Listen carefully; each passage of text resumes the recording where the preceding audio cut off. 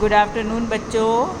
आज मैं आपको पाठ नंबर 1 ऊँट चला पढ़ाऊँगी। ऊँट चला भाई ऊँट चला, हिलता डुलता ऊँट चला, इतना ऊंचा ऊँट चला। ऊँट बहुत ऊंचा होता है ना, इसलिए बोला है इतना ऊंचा ऊँट चला। ऊँट चला भाई ऊँट चला, ऊंची गर्दन ऊंची पीठ। इसकी जो ऊँट की पीठ है, देखो पीठ ऊंची होती है ना, पीठ उठाए ऊँट चला। अब अगला पेज। बालू है तो होने दो, बोझ ऊँट को ढोने दो। अब बालू होती है, बालू मतलब रेत, तो बालू होने से ऊँट को कोई फ़र्क नहीं पड़ता, नहीं फंसेगा बालू में, बालू में भी ऊँट चला। अब देखो, अगर आपको बालू में चलना हो तो आपके पैर जो है बालू में धंस जाएंगे, फंस जाएंगे, लेकिन ऊँट के पैर नहीं फंसते, क्योंकि ऊँट के पैर गद्दीदार होते हैं। कैसे होते हैं? गद्दीदार। जब थक कर बैठेगा ऊँट, किस करवट बैठेगा ऊँट। अब जब ऊँट थक जाएगा तो वो बैठ जाएगा, तो हम ये नहीं बता सकते कि वो किस करवट बैठ जाएगा। बता सकेगा कौन भला, ऊँट चला भाई ऊँट चला।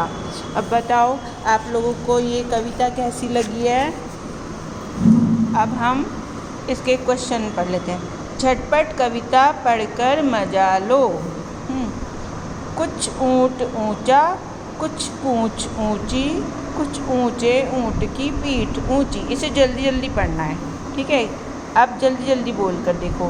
जीभ लड़खड़ा गई ना, जब हम इसे जल्दी जल्दी पढ़ेंगे तो हमारी जीभ लड़खड़ा जाएगी। कैसी लगी कविता, बताओ तो ज़रा। अब इस कविता को अपने मन से नाम दो। तुम्हें कौन सा नाम पसंद है इस कविता का? ऊपर दी गई जगह में लिख भी दो। यहाँ पे जगह दी है ना, उस पर कविता का नाम जो तुम्हारे मन में आए वो लिख दो। रेगिस्तान, ये क्या लिखा है? रेगिस्तान। ये स कैसा है? आधा स है, ठीक है। ऊँट रेगिस्तान में ज़्यादा मिलते हैं। रेगिस्तान एक ऐसी जगह होती है जहाँ पर दूर दूर तक रेत ही रेत फैली होती है। नीचे 2 चित्र बने हैं, सही जगह पर ऊँट का चित्र बनाओ। अब ये देखो, ये कैसी जगह है और ये कैसी जगह है। ये पहाड़ों वाली ठंडी जगह है और ये रेगिस्तान वाली जगह है जहाँ पर रेती रेत होती है। तो यहाँ पर ऊँट मिलता है, यहाँ पर ऊँट नहीं मिलता है। बालू या रेत कहाँ कहाँ पर मिलती है? बालू या रेत नदी के किनारे भी मिलती है और रेगिस्तान में भी मिलती है। देखो रेगिस्तान कैसे लिखना है, ऐसे लिखना है। अब देखो, कितना हिलता डुलता ऊँट चला, इतना ऊंचा ऊँट चला। अब बताओ ऊँट कितना ऊंचा? तुम्हारी कक्षा की दीवार हाथी जितना, बिजली के खंभे जितना। बताओ किसके जितना ऊंचा होता है ऊँट? हाथी के जितना होता है ना, यहाँ पे लिखेंगे हाथी जितना। यहाँ से देखकर यहाँ पे लिख देंगे। हाथी कितना मोटा? तुम्हारी माँ के संदूक जितना। संदूक देखा ना कितना मोटा होता है। ऊँट जितना, ऊँट से तो ज़्यादा मोटा होता है हाथी। पहाड़ जितना, इतना मोटा भी नहीं होता हाथी। तो यहाँ पर क्या लिखेंगे? तुम्हारी माँ के संदूक जितना, यहाँ पे लिखेंगे। चींटी कितनी छोटी? चीनी के दाने जितनी, चावल के दाने जितनी, इलायची के दाने जितनी। इलायची के दाने जितनी होती है मेरे ख्याल से चींटी।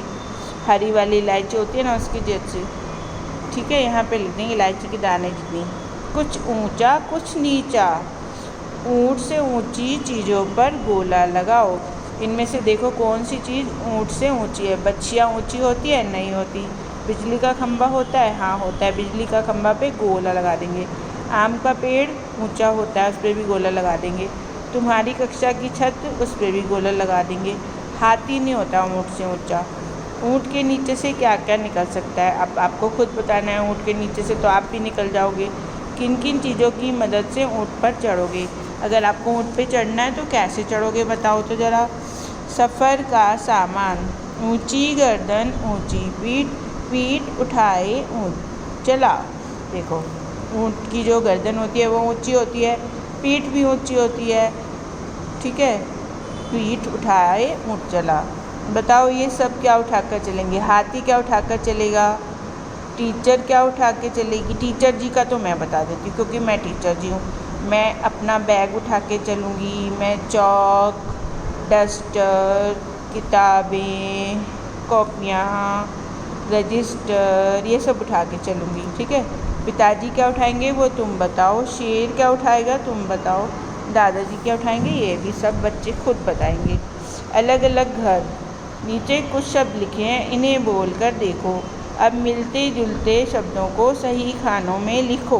देखो ऊँट जूट, ऐसी आवाज़ और किसकी है? सूट। बालू, ये देखो आलू चालू, यहाँ पे आएंगे आलू चालू। ये क्या है? फंस। ये क्या आएगा? धंस हंस, यहाँ पे आएंगे।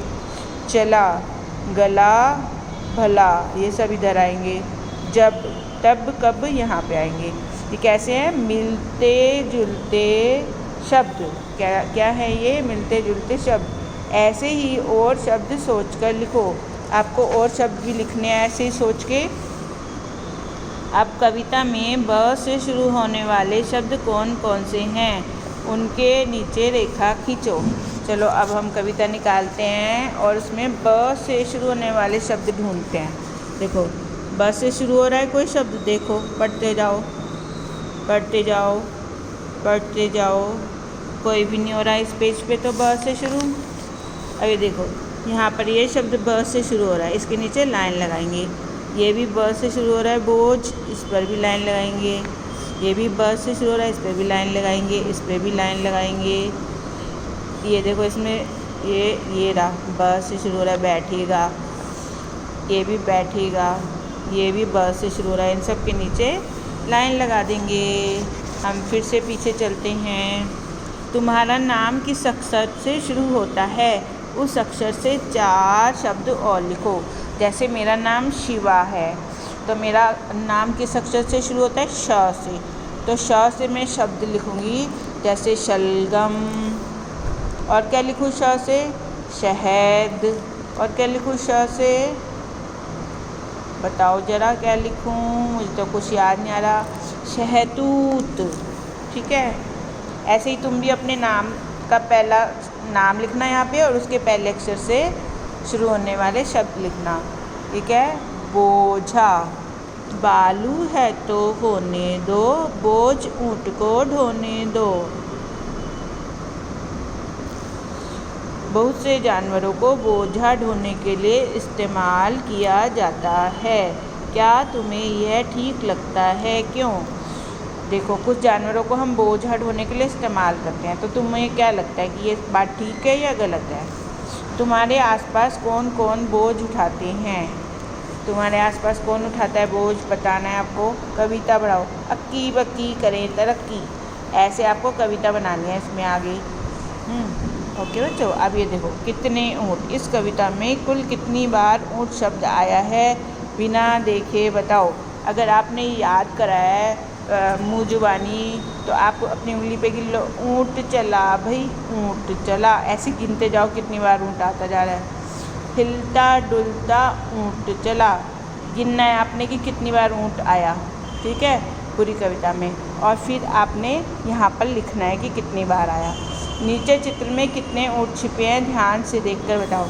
अब आपने इस चित्र को ध्यान से देखना है और इसमें बताना है कि कितने ऊँट छिपे हुए हैं। ओके बच्चों, ऐसे अब ये पहला पार्ट समाप्त होता है। सब बच्चे इस पार्ट को